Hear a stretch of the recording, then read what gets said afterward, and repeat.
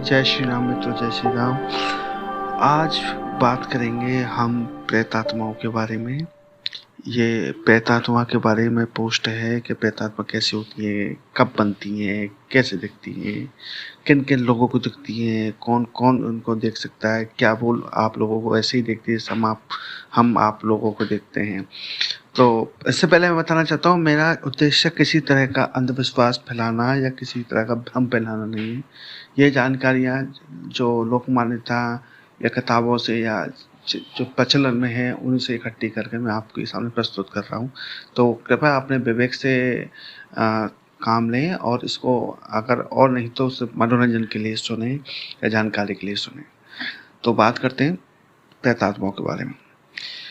हिंदी शास्त्रों के अनुसार 84 लाख योनियाँ होती हैं, आप जानते हैं, जिसमें से 2.5 लाख योनियाँ में इंसान, देवी देवता और भूत प्रेत की भी होती हैं। कोई भी जीवात्मा और मनुष्य के मेल से बनता है। जब आत्मा मन के पंजों से आज़ाद हो जाती है तब परमात्मा में विलीन हो जाती है और मन वापस जाकर परब्रह्म में समा जाता है।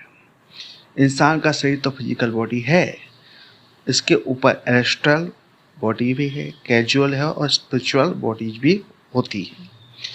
फिजिकल बॉडी ना हो तो हम उसको देख नहीं सकते क्योंकि वो फिजिकल नहीं है, इसलिए उसको हम भूत प्रेत या कोई पैरानॉर्मल पावर कह देते हैं। क्योंकि आप उसको देख नहीं सकते तो इसका मतलब ये नहीं कि वो चीज़ है नहीं। अब जैसे सूर्य में आग है, आग से रोशनी है, रोशनी में भी आप है, पर क्या आप आग को देख सकते हो? नहीं, पर आग तो है ना। तो अब जापान की बात करें तो जापान में यह मानने की प्रथा है कि फिजिकली जितने भी लोग हैं वो अकेले कभी नहीं होते। ये उनके मरे हुए पूर्वजों की एस्ट्रल बॉडी में हैं। ये प्रेत बनकर हमेशा उनके हर समय उनके आसपास ही रहते हैं और उनको देखते रहते हैं कि और समय आने पर और जब भी उनको लगता है कि इनकी सहायता करनी चाहिए तो उनकी मदद भी करते हैं और उनका मार्गदर्शन भी करते हैं और कभी कभी वो आपको अपने होने का एहसास भी दिलाते हैं। हाँ, प्रेत होते ज़रूर हैं, पर ऐसे तो बिल्कुल नहीं जैसे भूत प्रेत की फिल्मों में भूत प्रेतों को फिल्मों में दिखाया जाता है। जैसे वीराना की चुड़ैल, नकीता, बंद दरवाज़ा, नेवला का नेवला, नेवला मूवी का आपने बहुत सारी पिक्चरें देखी होंगी। मैं जो एक से एक भूत की पिक्चर पहले राम से ब्रदर्स की आती थी, वो पिक्चरों की बात ही अलग थी। तो तकरीबन ऐसे भूत तो नहीं होते, उसमें ज़्यादातर बैकग्राउंड म्यूजिक और ये सब से माहौल बनाया जाता है। तो अब बात हो गई भूत प्रेतों के बारे में कि अब भूत प्रेत हैं तो उसका इलाज भी है। इलाज में क्या प्रचलित है? तो भूत पसारण या झाड़ फूक, अंग्रेजी में एक्सोर्सिज्म कहते हैं। प्राचीन लैंग्वेज में एक्सोर्जिमस है, ग्रीक शब्द एक्सोर्किजिने है, जिसको हम कहते हैं कि किसी चीज़ को शपथ दे के बांधना। किसी ऐसे व्यक्ति तो स्थान से भूतों या अन्य आत्मिक तत्वों को निकालने की प्रथा है, जिसके बारे में विश्वास किया जाता है कि भूत ने भूत को उस सामने वाले तांत्रिक अघोरी जिसको शपथ दिलाकर उसने अपने बस में कर लिया है। यह प्रथा अत्यंत प्राचीन है और अनेक संस्कृतियों की मान्यताओं का अंग रही है। प्राचीन काल से माना जाता है कि इस दुनिया से परे भी एक और दुनिया होती है। इस दुनिया को मौत की या मृत्यु की दुनिया कहा जाता है। जैसे हम सबको पता है कि मौत की दुनिया में और जो मृत्यु लोक है उसमें मृत लोगों की आत्माएं होती हैं, लेकिन इसके परे इस मौत की दुनिया में राक्षस और आध्यात्मिक संस्था का भी साया होता है। लोग जब मर जाते हैं तब उनकी आत्मा का उद्धार नहीं हो पाता है। तो इसके विपरीत बहुत सारी शर्तें होती हैं। जैसे अगर कोई एक इंसान एक ऐसी मौत में मरा या ऐसी मौत से मरा है जिसमें उसको बहुत ज़्यादा तकलीफ हुई थी, वो दर्दनाक मौत थी, तो या वो जिसको कहें हम बेमौत मर गया, तो इसके कारण उस इंसान की आत्मा उस जगह पर ही रह जाती है, क्योंकि वो ऊर्जा वहाँ ही विद्यमान रहती है, वो शक्ति वहाँ ही विद्यमान रहती है, वहाँ से जाती नहीं है और आसानी से उस आत्मा का उद्धार नहीं होता है। कई ऐसे स्थान भी होते हैं जिधर मृत लोगों की आत्मा का उद्धार होता है, जैसे कोई घना जंगल में होता है या तो फिर कोई सुनसान जगह में। ऐसे जगह से मृत दुनिया से राक्षस और आध्यात्मिक संस्था हमारी दुनिया में प्रवेश करते हैं और जीवित इंसानों के आत्मा का शिकार करते हैं। इसी अवस्था में झाड़ फूक और ये जो आपको मैंने बताया इसकी क्रिया की जाती है। झाड़ फूक राक्षस और आध्यात्मिक संस्थाओं को हटाने की के लिए एक तरीके की प्रक्रिया है जिससे लोग किए जाते हैं। इसके लिए झाड़ फूक को एक ये सब आध्यात्मिक विश्वास पर आधारित प्रक्रिया है जिसको लोगों के साथ किया जाता है। आजकल मैं अगर बात करूं तो कई हमारे देश में स्पेशली मध्य प्रदेश में ऐसे कई दरबार लगते हैं जिनमें प्रेतों को बुलवाया जाता है और उनको दंडित करवाया जाता है, उनको हटाया जाता है। मैं उनका पर्टिकुलर देखो नाम लेना नहीं चाहूँगा। आप अगर यूट्यूब देखते हो, यूट्यूब पे अगर हो तो आपको ये किसी न किसी ने मिल जाएंगे या आपको मिल गए होंगे। ऐसे हैं, ये बहुत प्रचलित बाबा हैं जो ये सब प्रेतों को चुटकियों में निकाल देते हैं और प्रेत उनके सामने बोलने लग जाते हैं। तो वैष्णव परंपराओं के अनुसार भी नरसिंह के नामों का उच्चारण तथा जोर जोर से बोलकर धर्म ग्रंथों में खासकर भागवत पुराण का पाठ का भी सहारा लिया जाता है। पद्म पुराण के गीता के महात्म्य के अनुसार भगवत गीता के 3रे, 7वें और 8वें अध्याय का पाठ तथा इसका फल दिवंगत व्यक्तियों को मानसिक रूप से प्रदान करने से उनको विप्रेत योनि से छुटकारा मिलता है।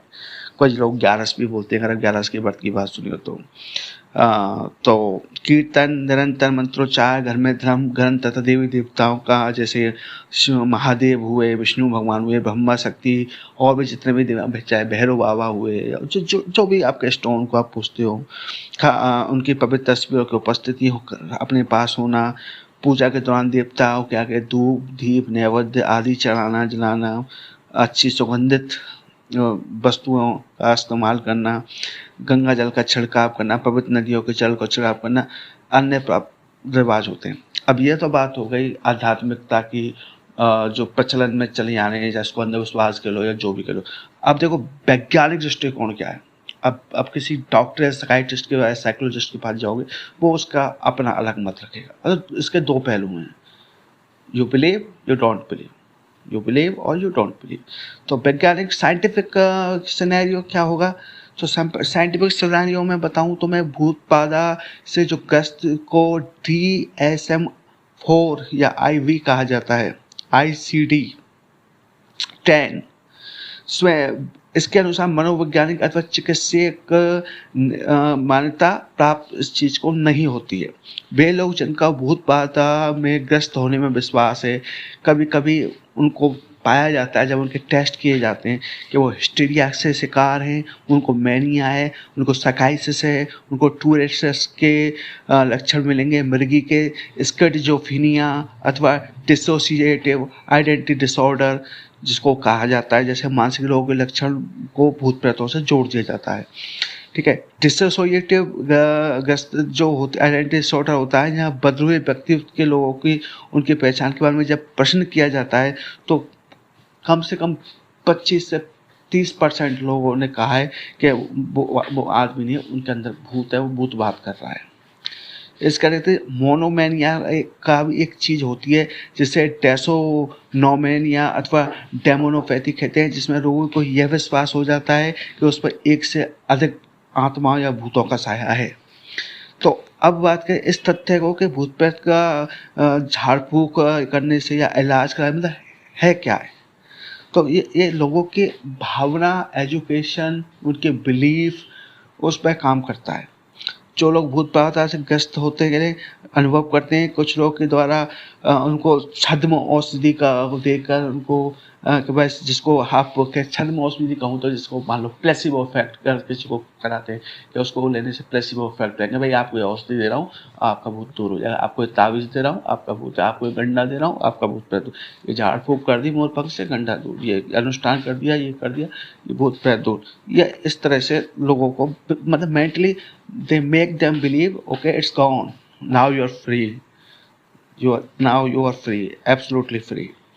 तो ये भूत बाधा से ग्रस्त कुछ लोग वास्तव में निम्न आत्मसम्मान इन्फिनिटी कॉम्प्लेक्स आ जाता है, लोगों से कटे रहते हैं, उनका बिहेवियर उनको सोशल एंजाइटी होने लग जाती है, उनको वो बहुत सारी चीज़ों से कट जाते हैं, अवसाद से कट जाते हैं। ठीक है, और अगर मैं ज्योतिष के परिप्रेक्ष्य में बात करूं तो जो व्यक्ति जिन पे स्पेशली राहु और केतु का महादशा होती चलती है, या जब राहु और केतु के विशेष स्थान पर बैठते हैं कुंडली में, तब ऐसे, क्योंकि राहु ब्रह्म का वो है, वो भ्रम पैदा करता है, भ्रम का ग्रह है, इल्यूजन, जिस पर राहु की वहाँ दशा होती है। तो वो राहु केतु की दशा पे भी या ऐसे व्यक्ति को भूत प्रेत पैरानॉर्मल और ऐसी चीज़ों का अनुभव होने लगता है, उनको एहसास होने लगता है। तो यह ग्रह दशा के कारण भी होता है। अब देखो, अगर ईश्वर को मानते हो तो शैतान भी है, शरीर है तो आत्मा भी है, कुछ तो है ना इस शरीर में जो हमको चला रहा है। अब नास्तिक कह देते हैं, जो अथीस्ट हैं, just coincidence, nothing is there but something is there. कुछ तो है, मानो तो ना मानो तो। आपके नाम मानने से सत्य सत्य सत्य ही रहेगा, असत्य असत्य ही रहेगा। सत्य असत्य नहीं हो जाएगा और असत्य सत्य नहीं हो जाएगा। तो इट्स ऑल अबाउट बिलीव। ये सब आपके मानने पर बिलीव करता है। शक्तियाँ होती हैं, अवश्य होती हैं। अगर आप इस लायक हो या आपके अंदर उतनी ऊर्जा है या वो आपको पसंद करते हैं तो दिख जाती है। अगर मैं, देखो ये चैनल सनातन धर्म का है तो सनातन धर्म के बारे में बात करूँगा, हिंदू धर्म के बारे में बात करूँगा। पर अब अन्य धर्मों में बात करें, जैसे इस्लाम में जन्नात हैं, ईसाइयों में घोस्ट, एंजल सब हैं। ये अगर बाइबल के शैतान की बात करें तो लूसीफर है, और यही अगर कुरान में आ जाए तो इसको इब्लिस हो जाता है वो। तो वो ही है। इसमें अगर एंजल की बात करें तो बाइबल में उसको गैब्रियल है वो, और वो इस्लाम में जो आया था उसको जिब्रील बोल दिया गया है।